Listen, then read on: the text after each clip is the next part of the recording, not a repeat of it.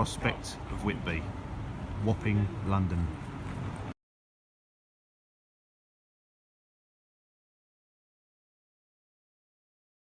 The original pewter tops, 200 years old in the Prospect of Whitby, and the original flooring from 1520. Welcome to Ruku's beer channel. I am Kosh, you've seen me before. Unfortunately Ruku isn't here today because he has to work, so he sent us out on tour. I'm with my mate here who's doing the filming. Say hello. Hello. So today we're at the Prospect of Whitby in Wapping, and I'll be reviewing Flint Eye by a Green King, which is 4.5%. Now the reason we're here is because this is a very historical pub for those that are interested in history. This is actually where people used to hang, and it was Judge Geoffrey who used to hang them.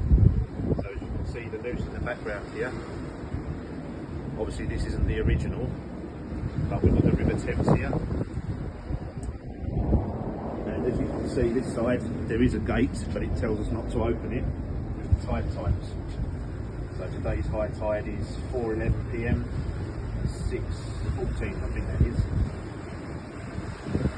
But you can actually get down on the beach, or whatever it's called, on the sand, but you have to go around the side alley, around the side of the building, so we won't be going there today.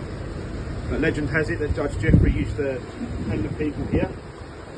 He'd sit and eat his dinner inside the pub, and he'd wait for two full tides to come in and out before he checked on them to make sure they're actually... So without further ado, I'll try this Flint Eye.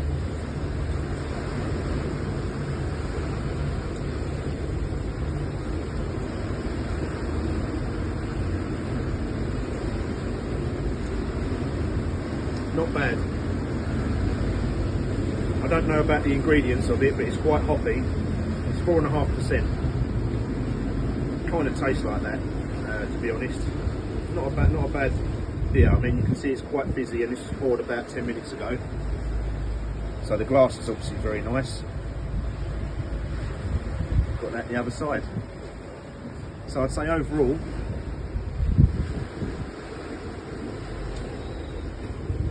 tastes a little bit like Camden Hells, but I'm not an expert. Out of 10, I'd probably score this a solid 7.5. There's more to come. Thank you. So a little bit more about the history of this pub. The lady that works here kindly gave me this leaflet with lots of information on it. So for those that want to visit, the address is on here. Okay. I'm going to read out a little bit about this. Please forgive me, I'm not the best at reading out loud, but I'll give it a good go. So it says, the Prospect of Whitby is a Grade 2 listed pub, originally built in 1520 in London's oldest riverside tavern. Originally named the Pelican, the pub was known locally as the Devil's Tavern due to its nefarious reputation being associated with cutthroats, pirates and smugglers, given its location on the banks of the River Thames, which we've already covered. Following a fire in the 19th century, the pub was rebuilt and renamed the Prospect of Whitby, named after a coal ferrier called the Prospect, which would berth next to the pub, which was registered to the northern shipping port of Whitby. The pub features an original flagstone floor, which we'll cover in a minute, and a rare pewter topped bar, which I believe is about 200 years old. It's the original, as well as old barrels and ships masts built into the structure. The Prospect of Whitby is situated in Wapping, which was and still is an area synonymous with the River Thames.